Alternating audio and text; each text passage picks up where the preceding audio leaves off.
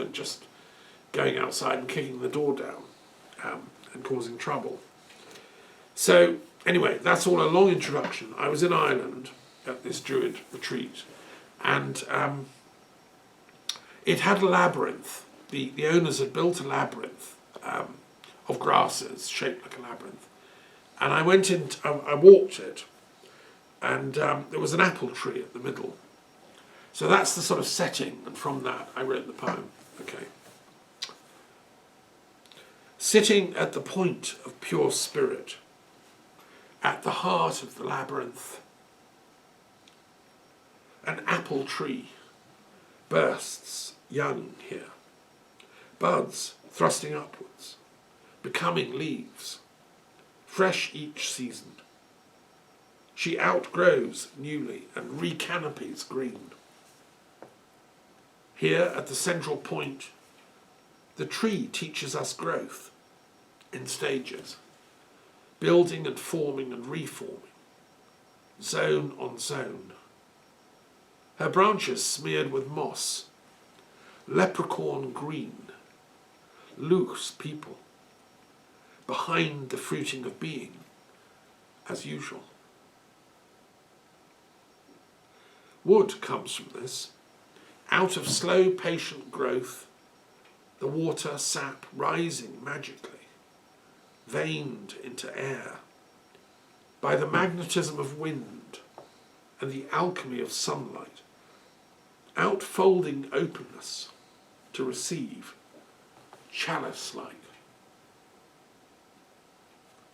The leaves offered and open heart formed, sky turning, catching star juice, netting distant stories, recovering interterrestrial, intraterrestrial transmissions of starlight, star stories.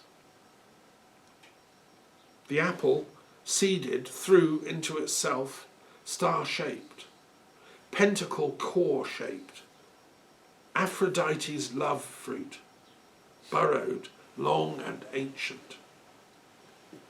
Paris also paused, asked by Hera to arbitrate between Hera, Athena, and Aphrodite in the incident of the golden apple, and considered, offered, given love graciously, gratefully accepting and giving the cycle of life, and love coming to him as Helen, mysterious, aloof, yet responding, quickening to his exploring touch of mind on mind, of skin on silken soul stuff.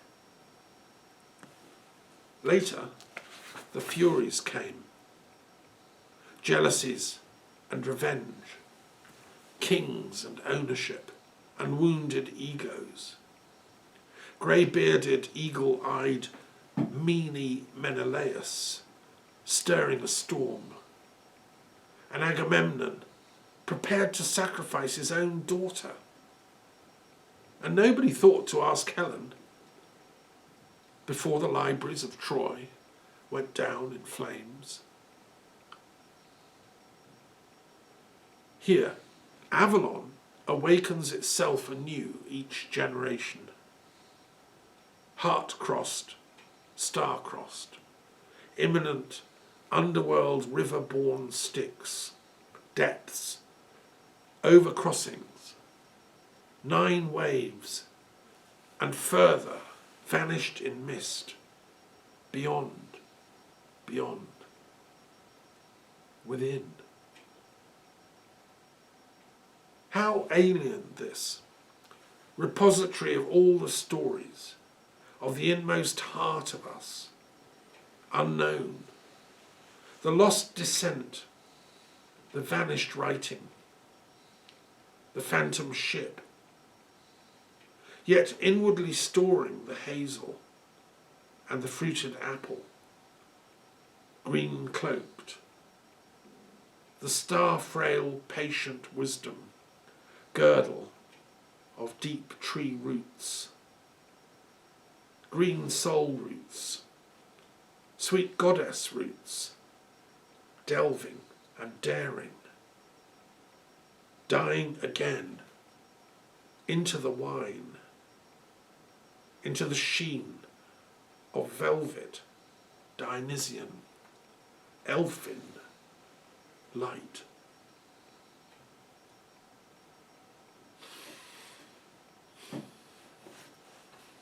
Et voilà, c'est un poème d'Irlande, full of druid-like echoes and images, and Greek stuff comes in.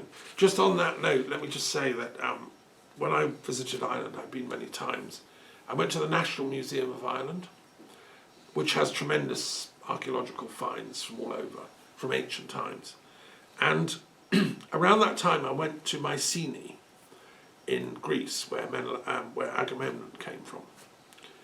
And I went to the museum in Mycenae, and I discovered this incredibly fine gold work. The Greek goldsmiths of Mycenae could produce like wafer-thin gold leaf. They made like crowns, like oak leaves of gold. But they also produced these incredible lozenge-shaped things, which I think were worn as pendants, I'm not sure, with very, very, very fine like points, pointillised, incredibly complex work done. Unbelievable detail. These people didn't, so far as we know, have magnifying glasses or anything. Okay, so I noted that in Mycenae. I thought, wow. When I went to Ireland, they had exactly the same level of gold craftsmanship from the same time, 1500 BC. They found in tombs around Ireland, they were making incredibly sophisticated gold work with the same patterns and shapes as in Greece around the same time. Now, you know, so far as I know, nobody's ever commented. I don't know why. I suppose most Celtic archaeologists don't study Mycenae or whatever, but I've been to both. I don't know if it was a wandering, somewhere there was a cross-fertilisation here. The Celts, we know, were visiting Greece, and somebody brought these things back, or you know, maybe the Greeks came and visited Ireland and pinched some of their ideas. But to me, it's a symbol of the interconnectedness of cultures, and that's why I weave it into the poem. Okay, thank you so much, and have a great week, everyone.